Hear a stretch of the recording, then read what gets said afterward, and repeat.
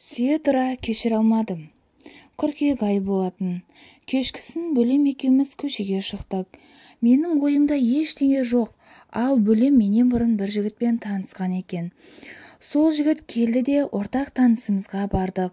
Ол біздің құда баламыз болатын. Жай әңгімелесіп, олардың сыныптастарына бардық. Онымен танысып, біраз әңгімелестік. Машинамен ауылдың көшесінде қыдырдық.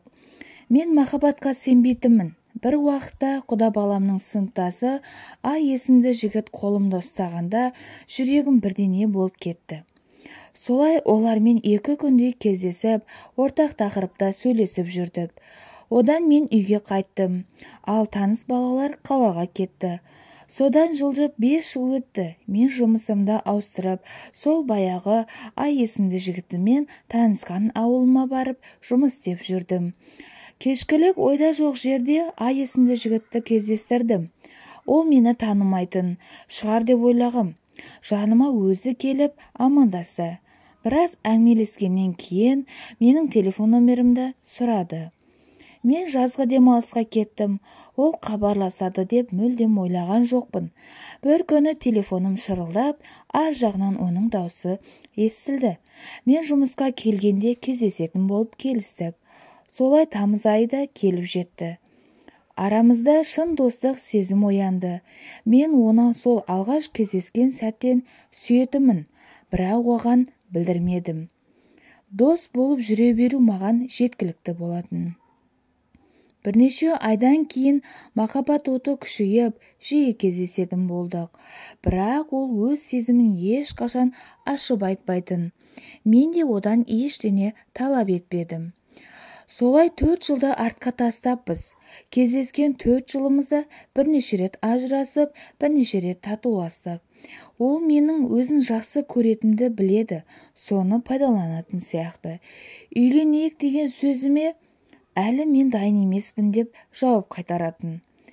Биыл маусым айының 26-сы маған ең сұмдық күн болды. 25-інде жігітім үйленіпті деген хабарды естігенде төбемнен суық құйып жібергендей болдым. Кімге үйленді десем, тағы аты шулы бір қызға үйленіпті.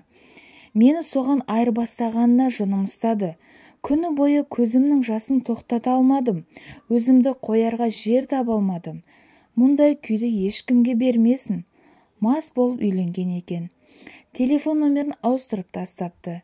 Жарайды, мен деп бұған мойынсұндым. Менің қолымнан не келеді? Мен де телефон номерімді ауыстырдым. 2 айдан соң ажырасып кеткен естідім. Таныс балалардан менің жаңа номерімді тауып алыпты. Бірнеше ай хабарласып жүрді. Маған сенен басқа ешкім керек емес деп кешірімімді алды. Мен естерімді білмей қайта кешірдім. Бірақ қуанышым ұзаққа бармады. Басқа бір қыздың аяғы ауыр болып қалып, соған үйленуге мәжбүр болды. Тағы да босаттым. Бірақ кет десем кетпейді. Мен ол қызбен тұрмаймын деп мазамды алды.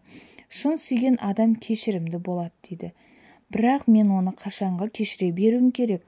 Менің де отбасы құрып, сәби сүйгім келеді. Осы жолы сүйіп тұрсам да кешіре алмайтынымды білдім. Оны тағы кешірсем, болашақта адал жар бола ала ма? Не істеймін? Кете бер дейін десем, сүйемін. Кетпе дейін десем, жақсы отбасы болатынымызға сенбеймін.